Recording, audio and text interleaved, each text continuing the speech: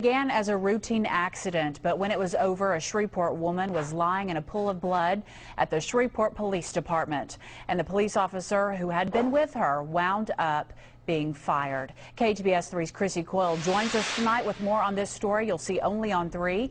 Chrissy, this was all caught on videotape? Well, Jody, at least some of it was, but a lot of this case revolves around what wasn't caught on tape. We want to caution you, some of the video you're about to see is very graphic. After Angie Garbarino had a wreck, Shreveport police took her in on suspicion of DWI. As this video shows, she was very argumentative. You're not going to let me call anybody. You're not going to let me call anybody. No, I need to call somebody. Well, I know we have some rules we need to follow. We need some rules, and I have rules too. Officer Wiley Willis was required to read her rights, but Garbarino was insistent on making a phone call. You've got to let me call somebody. No, I'm calling you. You can't not let me call anybody. You can't. Put your hand on the back. Are you serious? Oh my God, you know. The rules you have to follow, man. At this point, the officer did not take her to jail, and things got worse. I have a right to call somebody right now and I know that. Is this on the record? Yes, ma'am. It's good. Stop pulling away from me. No, don't you touch me again.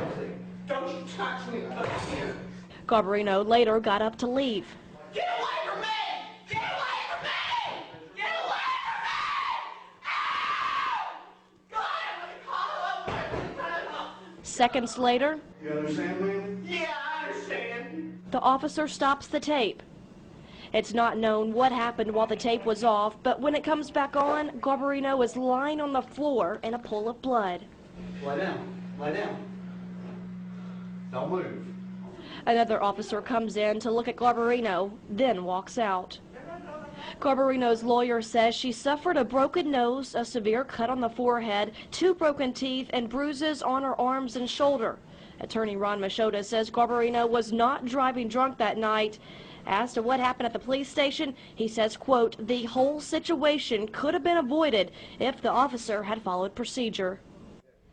Now, Officer Willis was fired a little earlier this month. His attorney, Aaron Brainerd, says the officer did not beat Garbarino and that her injuries were caused when she fell while being taken to jail.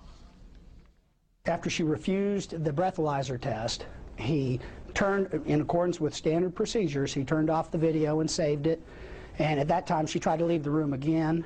He tried to stop her, and in that process, she fell and injured herself. Although very unfortunate, her injuries were caused by her own erratic behavior, her failure to comply with lawful, reasonable, and standard instructions for arrested persons.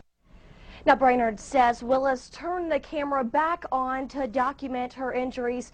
Police administrators decided not to file charges against the officer, saying no one knows for sure what happened. Police Chief Henry Whitehorn issued a statement saying it was something that needed to be handled internally. Jody says there was not enough evidence to pursue criminal charges.